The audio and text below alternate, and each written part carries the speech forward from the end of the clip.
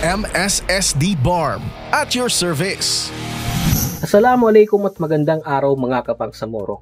Bilang bahagi ng patuloy na pagtulong ng Ministry of Social Services and Development para makapaghatid ng maayos ng kabuhayan sa bawat pamilyang Bangsamoro, matagumpay na naipagdiwang ang pagbubukas ng rice retailing business ng Lilingayan Marketing SLPA na sa samahang binubuo ng 30 na miyembro mula sa bayan ng Bulton, Maguindanao del Norte nitong August 4, 2025. Lilingayang Marketing SLPA ay tumanggap ng 450,000 capital seed fund mula sa Zero Hunger Program na naglalayong tugunan ng kagutuman sa mga marginalized na sektor.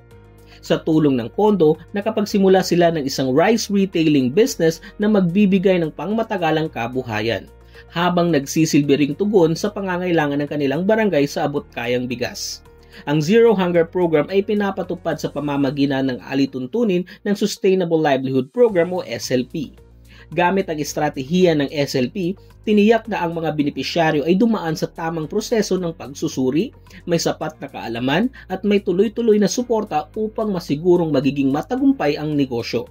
Sa pamamagitan ng programang ito, hindi lamang ayuda ang naipapaabot sa mga kababayan natin, kundi isang matatag na hakbang tungo sa mas masagana, mas malusog at mas may dignidad na pamumuhay.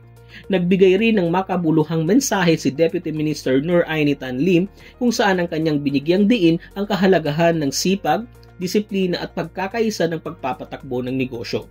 Nakiisa rin sa aktibidad ang mga kinatawan mula sa Local Government Unit, SLP RPMO at ang SLP Maguindanao team na lahat ay nagpakita ng suporta sa tagumpay ng asosasyon. Ang pagbubukas ng negosyong ito ay hindi lamang simbolo ng tulong ng ipinagkaloob ng SLP MSSD, kundi patunay na may konkretong hakbang na isinasagawa para sa mas matatag at mas maunlad na kinabukasan ng bawat pamilyang Bangsamoro. Muli ako po si Johan Paris O. Sapalod ng Sustainable Livelihood Program Communications Team ng Bangsamoro Muna, MSSD at your service. MSSD para sa Bangsamoro.